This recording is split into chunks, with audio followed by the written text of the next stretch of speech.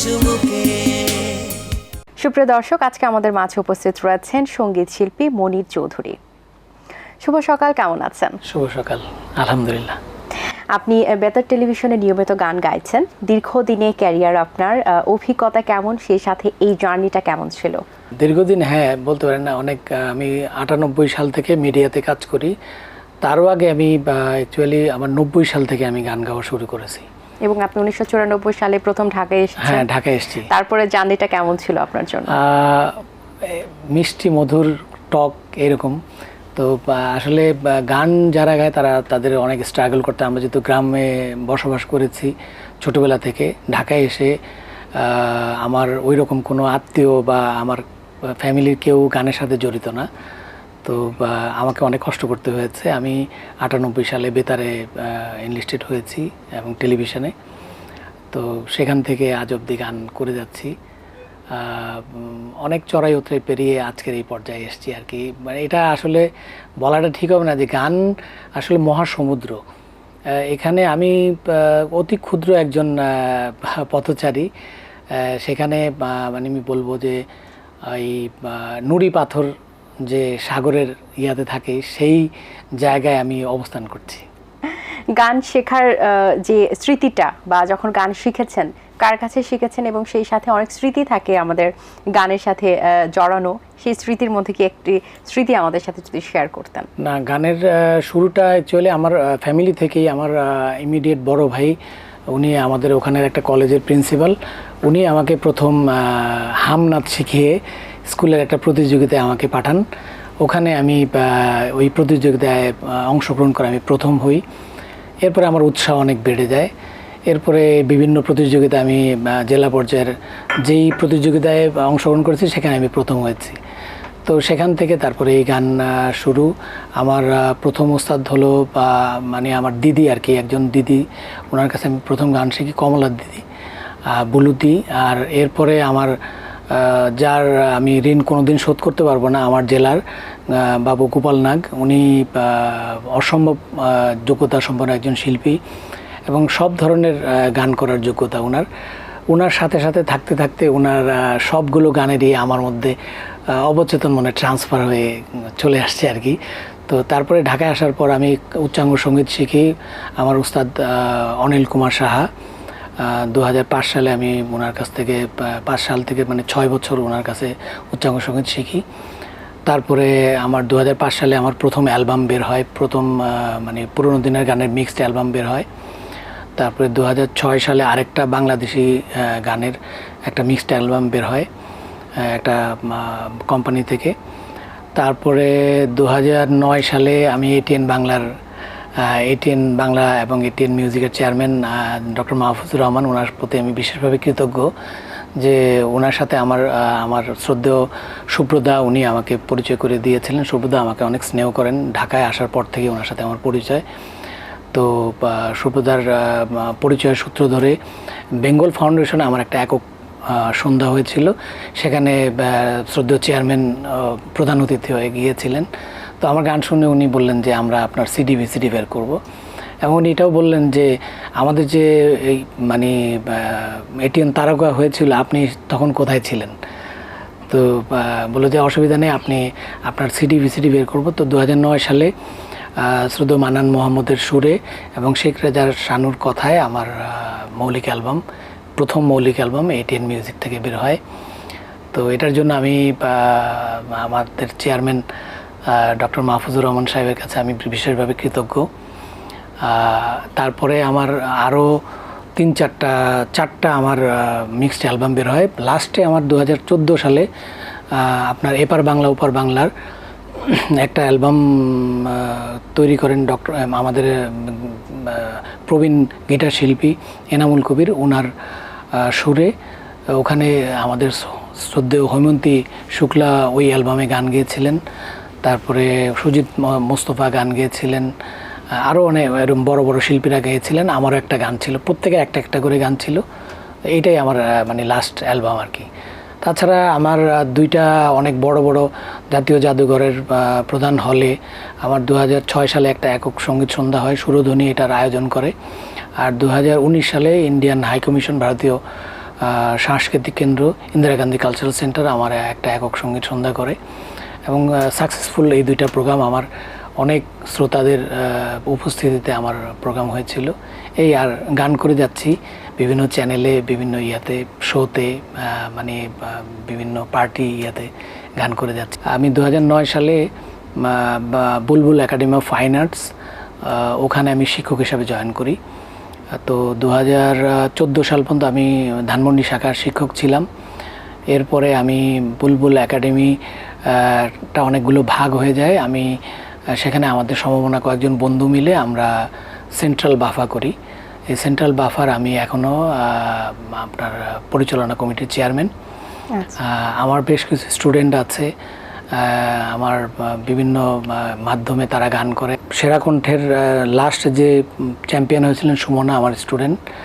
তারপরে গত young star, আরটিভির যে ইয়াং স্টার, ওখানে বেস্ট 5 হয়েছিল শারাফা আমিরা, ও আমার স্টুডেন্ট। আচ্ছা, এছাড়াও আমার বেশ কিছু স্টুডেন্ট আছে যারা ছায়ানটে এবং বিভিন্ন ইয়াতে গান শেখে। আচ্ছা, তারা যখন ভালো কিছু করেন তখন আপনার অনুভূতিটা অবশ্যই ভালো। তারপরে একটু আমরা জানতে চাই কেমন লাগে আপনার? খুব ভালো লাগে, এটা আসলে বলার মতো না যে আমার উত্তরসূরি যে আমি কিছু একটা মানে তৈরি করে রাখতে পেরেছি। আমি তো আসলে সব ধরনের গানই করি, উচ্চাঙ্গ সঙ্গীত সহ, এবং উচ্চাঙ্গ সঙ্গীত শেখাই আমি। তো সেই দিক থেকে একটা যে ভালো লাগা যে আমার উত্তরসূরি কিছু তৈরি হয়েছে, এইটা আর কি, এই ভালো লাগা। আচ্ছা, আজকের এই সকালে আমাদেরকে কোন গানটি শোনাবেন?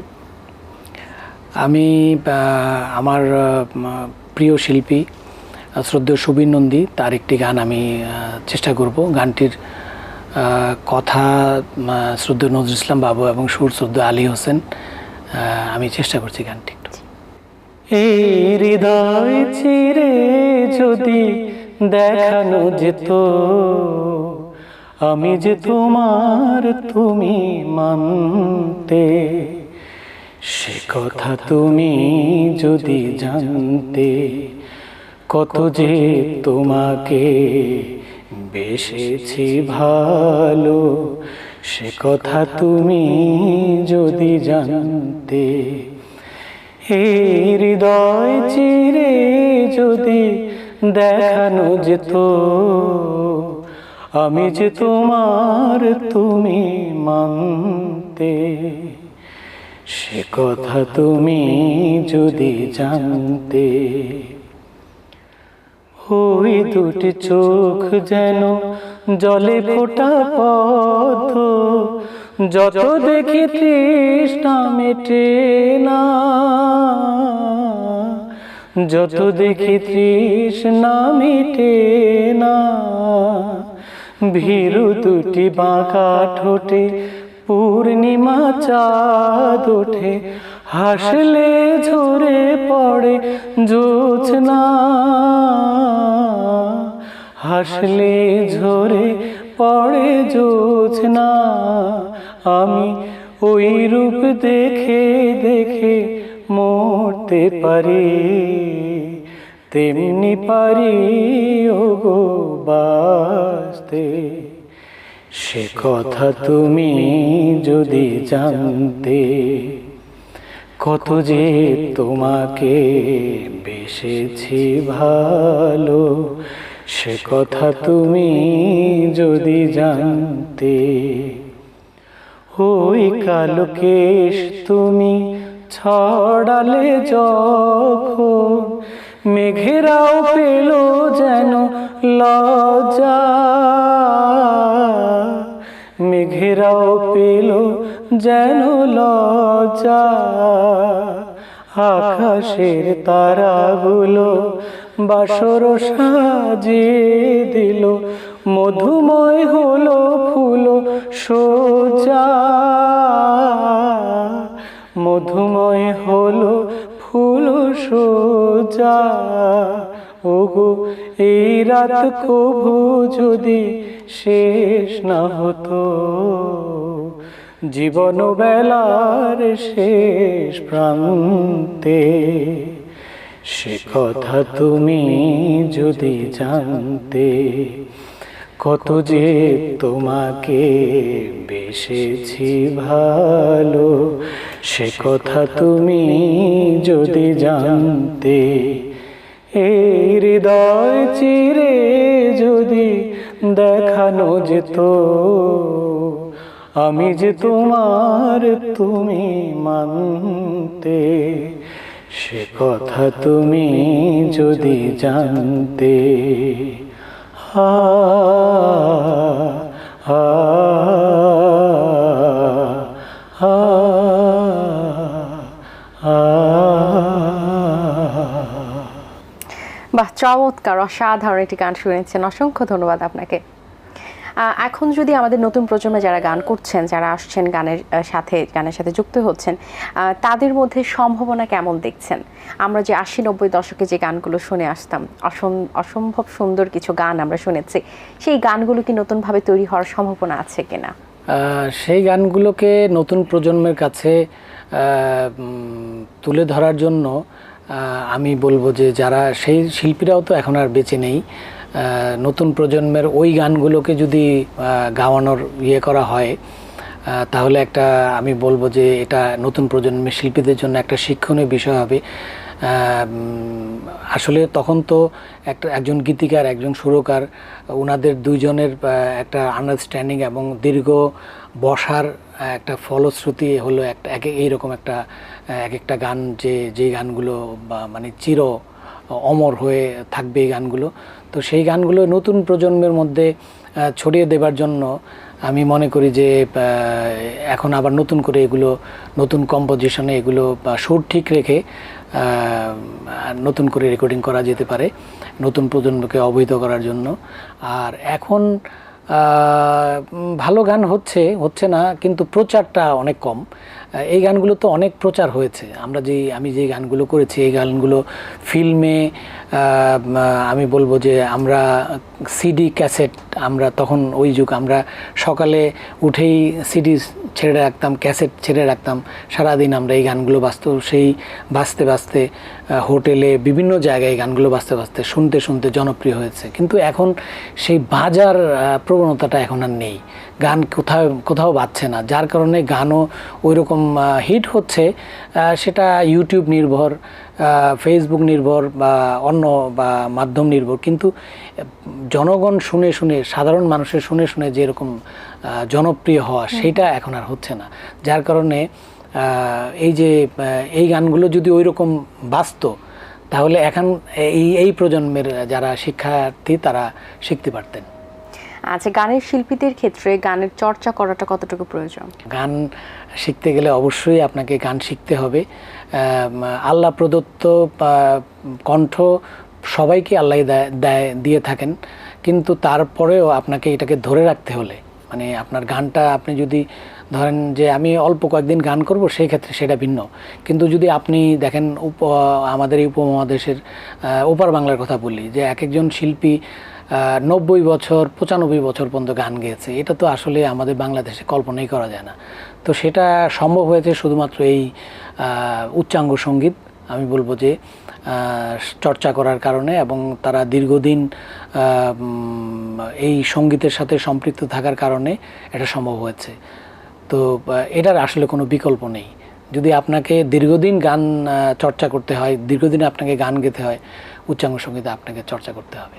আচ্ছা, একটু আগে আপনি বলছিলেন যে আমরা ইউটিউবের জগতে চলে গেছি, আমরা ফেসবুকের জগতে চলে গেছি। এই যে জগতে চলে যাওয়ার প্রেক্ষিতে দেখা যায় যে আমরা টেলিভিশন থেকে একটু দূরে চলে গেছি, আমরা সবসময় মোবাইল কেন্দ্রিক হয়ে গেছি, সবসময় মোবাইলেই ভিডিওস দেখতে পছন্দ করি। কোনো একটা গান আমরা তখনই তাৎক্ষণিক বের করে দেখে ফেলি, এবং সেই সাথে অনেকের চ্যানেল খোলার একটা প্রবণতা তৈরি হয়ে গেছে, যে কেউ চ্যানেল খুলে বসছেন এবং ইচ্ছে মতো ভিডিওস আপলোড করছেন, মিউজিক ভিডিও আপলোড করছেন। তাতে করে অনেক গানের সংখ্যা বেড়ে গেছেন, সঙ্গীত শিল্পীও বেড়ে গেছেন। এই যে গানের যে কোয়ালিটির জায়গা থেকে গানের কোয়ান্টিটি বাড়ছে, কোয়ালিটিটা কোন পর্যায়ে আছেন বলে আপনি মনে করেন?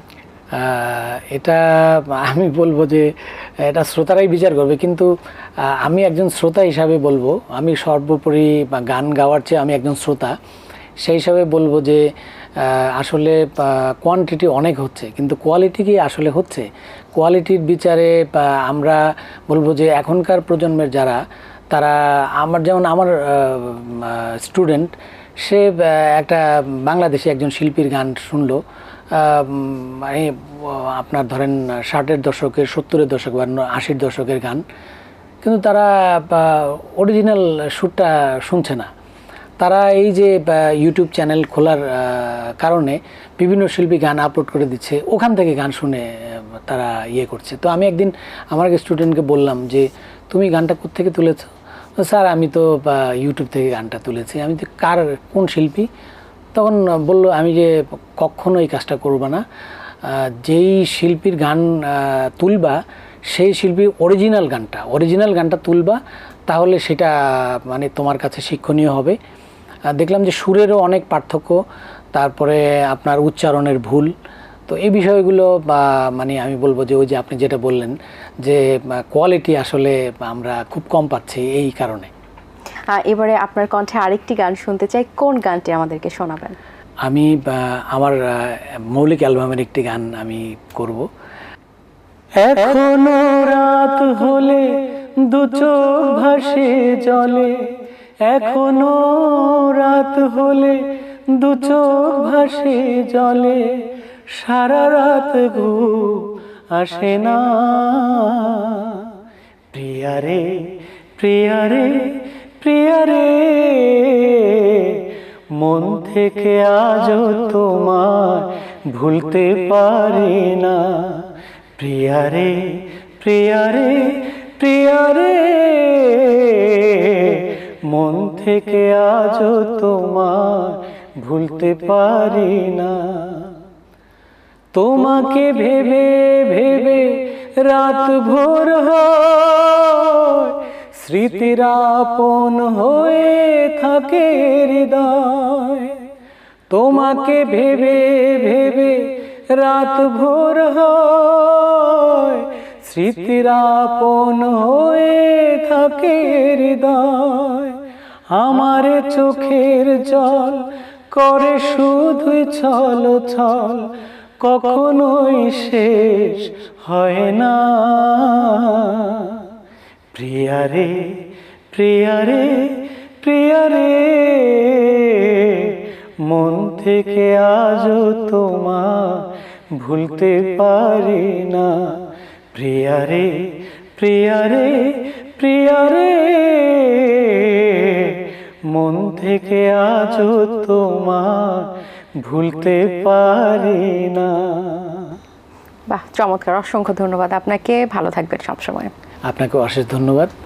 ATN বাংলাকে বিশেষভাবে ধন্যবাদ আমাকে আজকের এই অনুষ্ঠানে আমন্ত্রণ জানানোর জন্য। দর্শক, আশা করছি আজকের আয়োজন আপনাদের ভালো লেগেছে। আজ এই পর্যন্তই। আপনাদের সঙ্গে দেখা হবে আগামী পর্বে নতুন কারোর সঙ্গে। সেই পর্যন্ত ভালো থাকুন, সুস্থ থাকুন। আল্লাহ হাফেজ।